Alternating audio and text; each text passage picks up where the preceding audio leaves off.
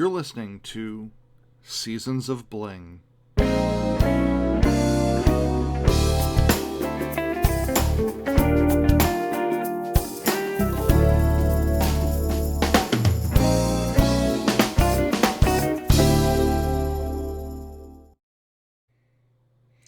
Hey everybody, Bill here, and I'd like to welcome you to the very first episode of Seasons of Bling. So my name is Bill Mason, and I am the owner, designer, webmaster, packer, shipper of all things Holidays Lane. And if you're not familiar with Holidays Lane, I make ornaments and decor pieces for every holiday, and those items are also available all year long. So if you wanted to pick up some Halloween ornaments in April, got you covered. If you would like to get some Christmas in July, also got you covered. Unlike most retail stores that have their short little windows, that those items are available and then it's gone. I primarily make items that are out of beads and sequins.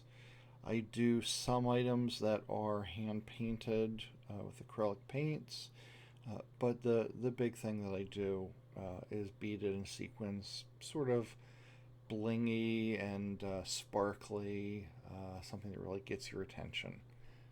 So, in the first episode here, I'd like to share with you the kind of meandering journey that has led me to where I am today and where the business is.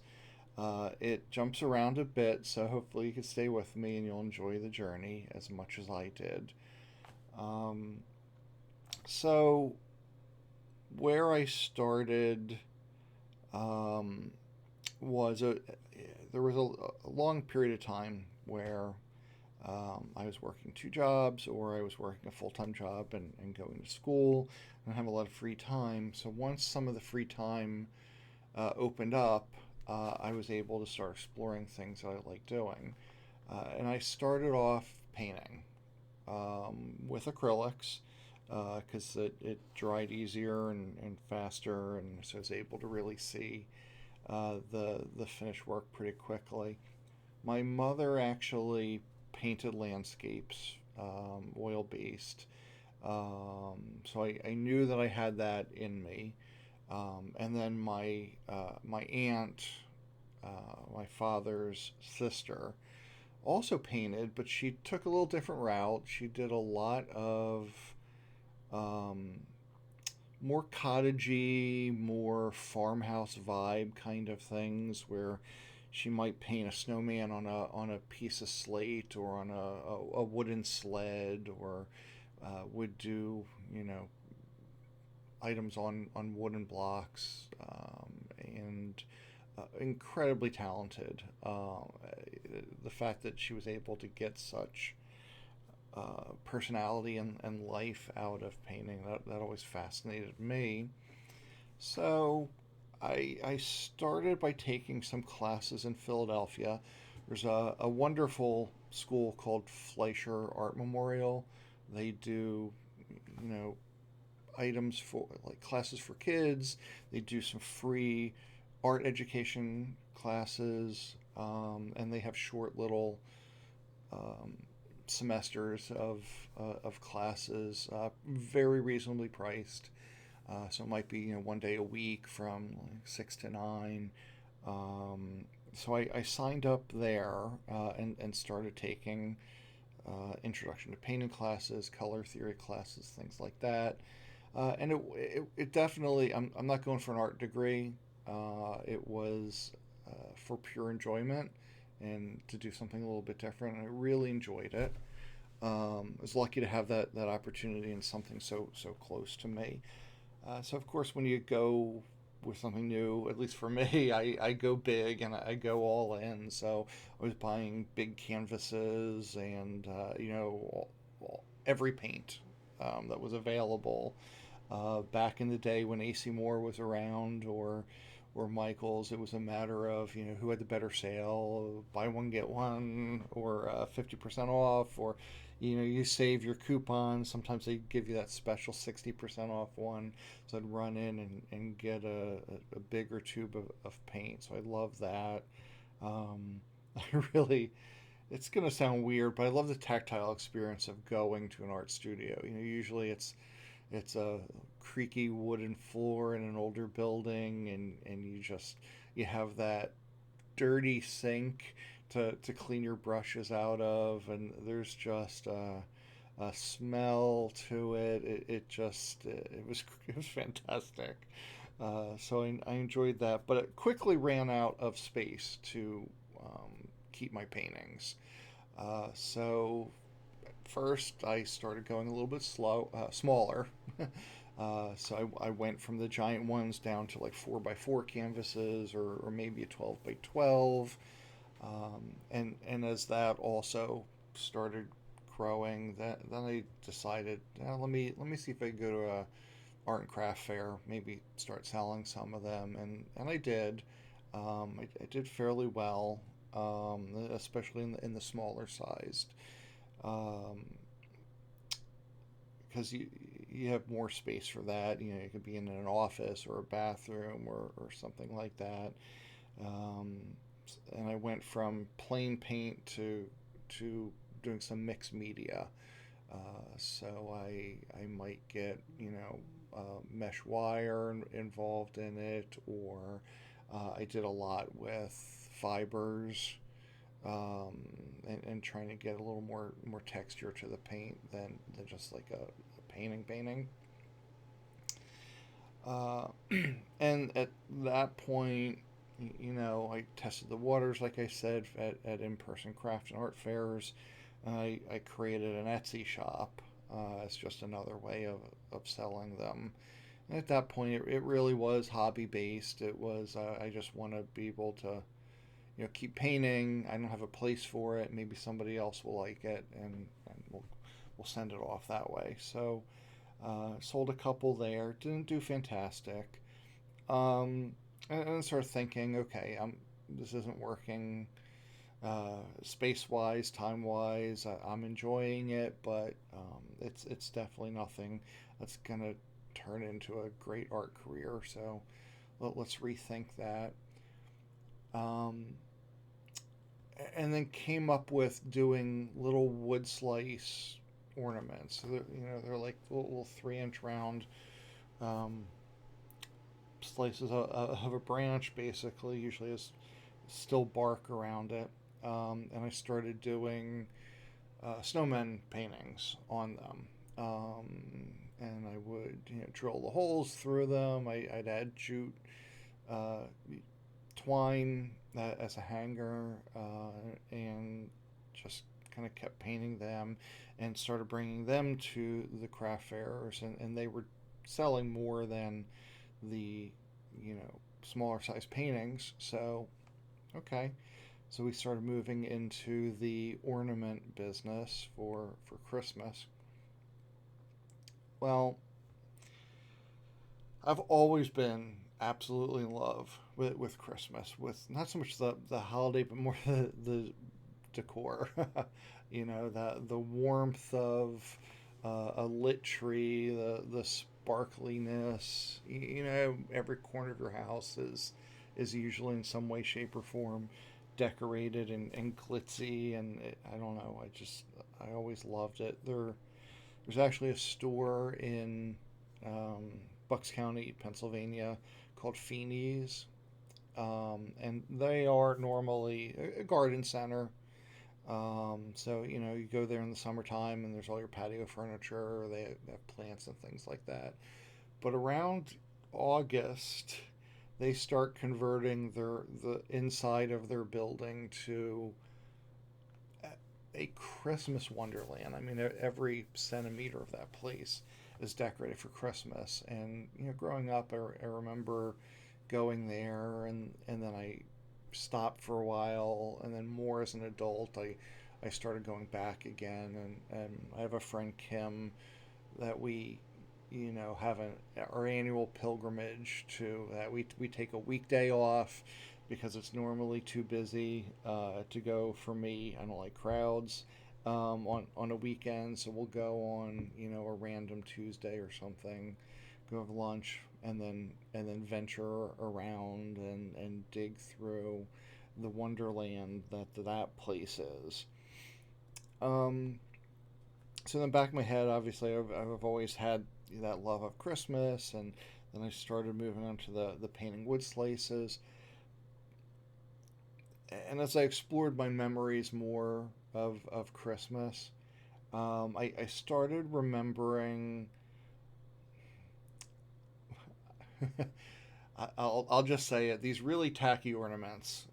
um, so don't mean to insult anybody by that, but they are the 1970s satin wrapped ornaments that have all these push pins in them and beads and sort of the more you're adding to it, the better it looks, and in a way the tackier it looks. Um, but that to me was a Christmas memory. So very slowly, I started trying to create those on my own. I was lucky, we had the internet, so we could find some components of it, but it wasn't something that is broadly available. Um, there's not a lot of accessibility to it, and I started ordering some components, the actual balls themselves, getting ribbons, just Googling different pictures of these push pin type ornaments so I could get ideas and see what I could get. I'd buy jewelry components and jewelry beads and use those to make the actual ornaments themselves. So certainly using them in the wrong way, but ultimately, it achieved the result I was looking for. And the more I played with them, the more I started to get a sense as to, I guess, what you could call my style ended up being. Um, so it changed more to using more sequins in my ornaments. Not so much the satin wrapped ones anymore, but more just plain foam balls or shapes that I would cover. So adding, coordinated ribbons and sequins with toppers. Certainly trying to find some of the coolest colors of sequins that aren't ones you would normally like walk into a Michaels or a Joanne Fabrics and find the normal red, green, gold, blue sequins. And I'll certainly in another episode talk a lot more about what my process is when I'm trying to design a new ornament. But I think now I'm at a point where my customers, know what my style is, and it is unique. I think I don't see a lot of what I do out there in Etsy or online. So I'm real happy about that. Um, so that's where we started with Christmas and my love of that. So okay, so now I have this painting Etsy shop that ornaments don't quite fit in by name to what it was called at the time. So I had to figure out how I'm going to rebrand myself, and that's what led me to Holidays Lane. Because back to Christmas again, one of my favorite activities was always hopping in the car, throwing on some Christmas music, and driving around the neighborhood looking at the lights. Because that's one of the earlier times that people would decorate the outside of their houses, not just the inside. Things have changed, and with other holidays growing in popularity. There have certainly been more outdoor decor, but not not back then anyway. So we knew we had Christmas, and that was such a short period of time, in the year. Um, and there was a bit of a shift in the decoration world, if you will. I remember watching David Bromstad, I think it was, on HGTV. I don't think it was a full episode. I think he was doing. It might have been part of a broader show, but he was showing his dining room table that he decorated with a Halloween tree, and had Halloween ornaments on it. And this was several years ago, still as sort of cutting edge, if you will. I thought, wow, that's cute. That's interesting. I like what he did there. I don't think I could do it, but I like where he was going.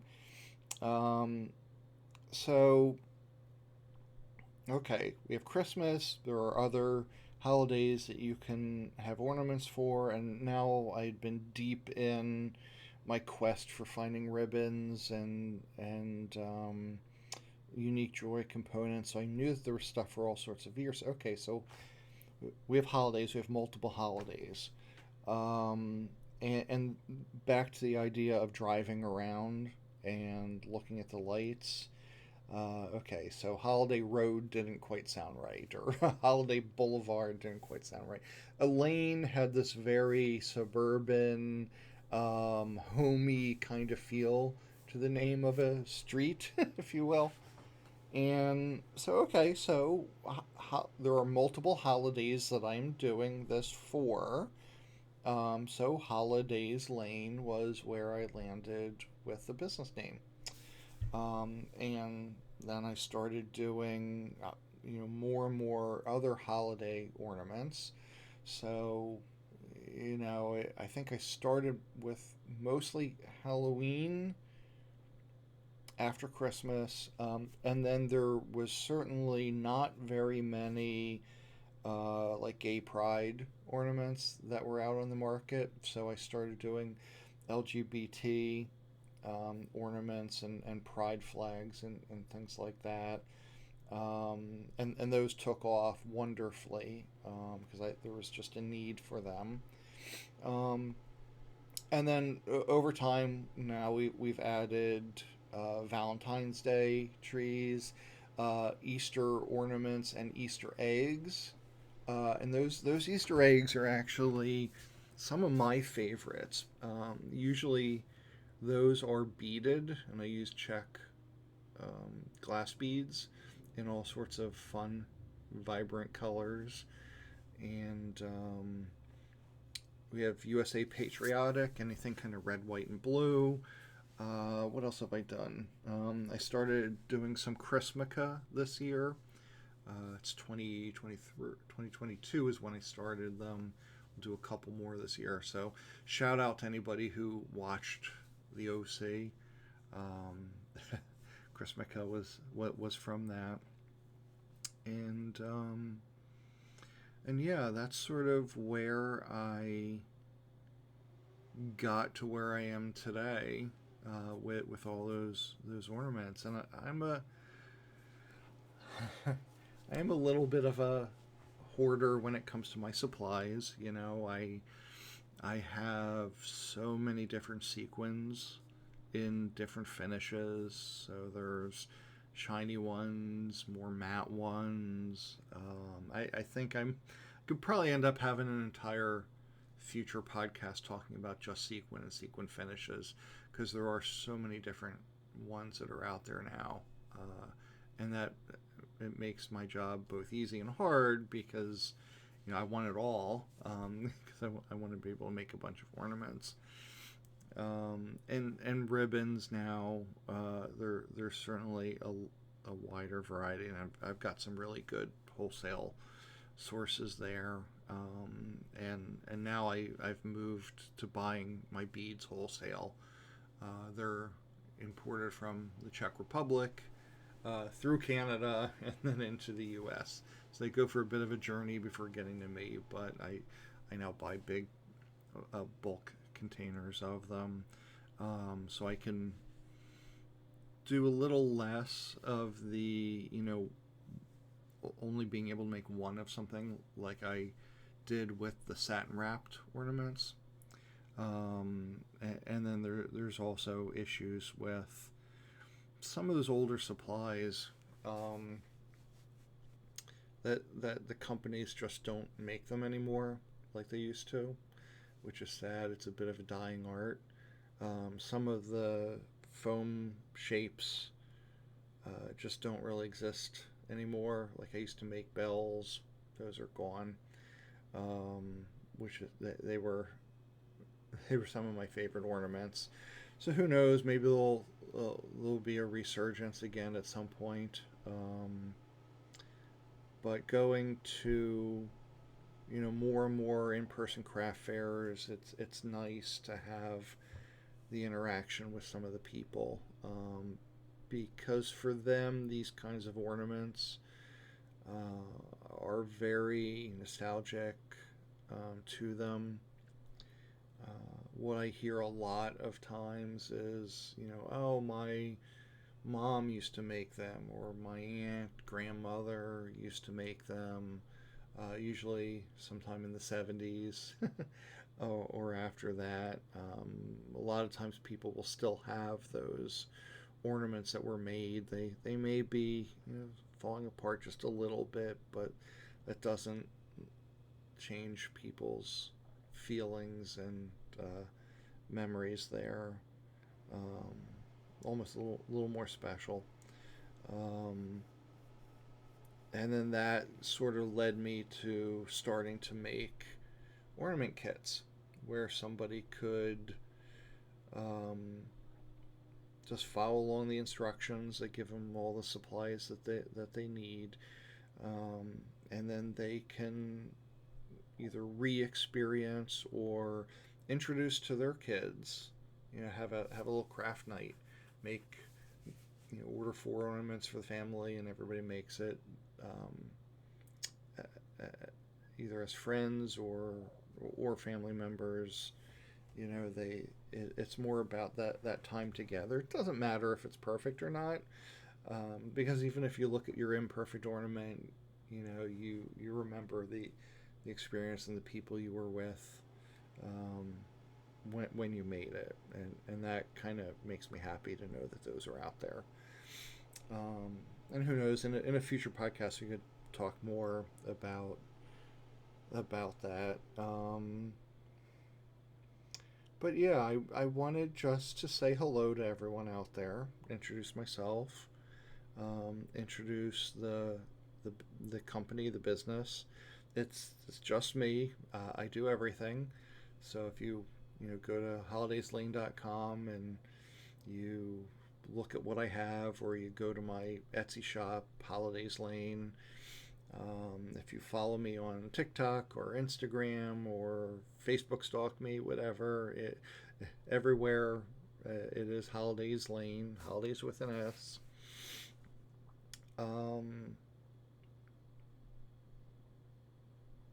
This just gives you a sense as to kind of who's behind it, and hopefully we'll have some more of these kind of chats.